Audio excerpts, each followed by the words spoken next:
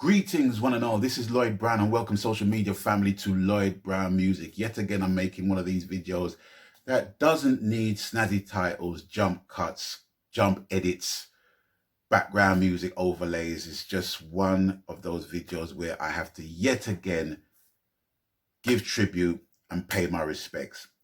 Even yesterday, last night, when I done an interview with a colleague of mine, I was saying that I was fed up of making these videos, but I don't mean it in a bad way. I don't mean it in a disrespectful way. The reason why I was saying I was fed up, for want of a better adjective of how I was feeling, was because of the regularity in the making of these videos, because it just seems like it's week after week, month after month after month. In this era, the COVID era, that I'm making these videos and people are passing away with such regularity, whether be it from COVID or not. It just seems more apparent that we're losing people on a regular. And that's why I was saying that I was fed up of making the videos under those circumstances. But pay my respects I must, and pay my respects I will, to two individuals.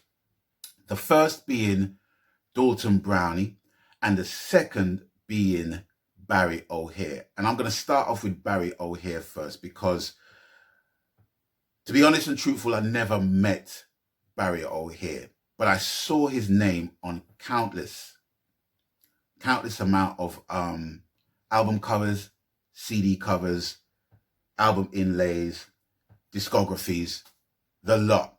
I've seen his name feature heavily. I think Barry O Hare engineered on most of Burning Spear's albums. I know he engineered on Third World's Committed album. Yes, I'm committed. Love that album. And he's worked extensively with Sean Paul, Shaggy, Barry Salmon. It's kind of easy to tell you who he has not worked with, and he passed away the same age as me, 56. Yeah, I don't know what else to say in relation to Barry O Hare apart from just check out his credential, man. Google YouTube and just Google him, and you'll see how extensive his work, his body of work, has encapsulated the reggae music scene worldwide. And next up, Dalton Brownie passed away on the 1st of November. Wow. His career started from early, from Studio One, go right down. He was in various groups, but I saw him work extensively alongside Freddie McGregor. Had the privilege of seeing him perform with Freddie in the UK and in the United States. And I never actually got to meet him, to talk to him on a personal level, only one time.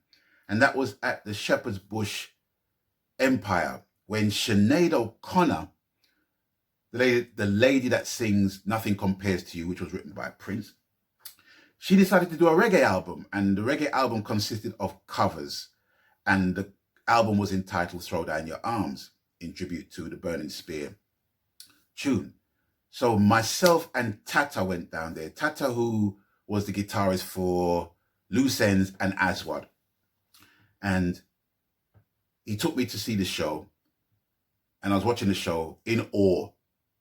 Sly and Robbie. I think Lloyd Willis was in the group as well.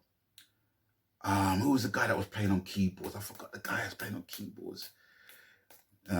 His name will come to me probably after I've long done this video. And also Keisha Patterson and another lady. Keisha Patterson I had worked with on a theatre production called The Best Years of Our Lives, I think it was called. And the show featured Pam Hall as well.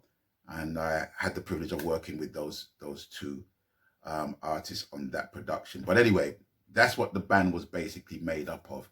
And after the show, we went backstage, and I remembered Robbie introducing me to Dalton.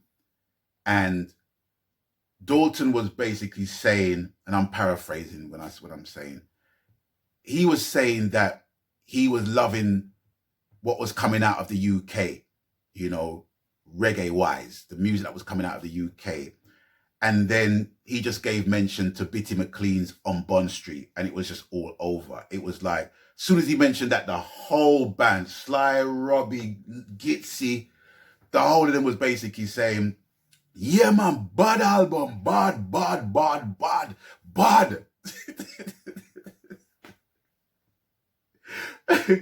You can't hate, you know what I mean? You can't hate, right? So you got to congratulate the fact and be proud of the fact that, you know, our Jamaican counterparts who basically help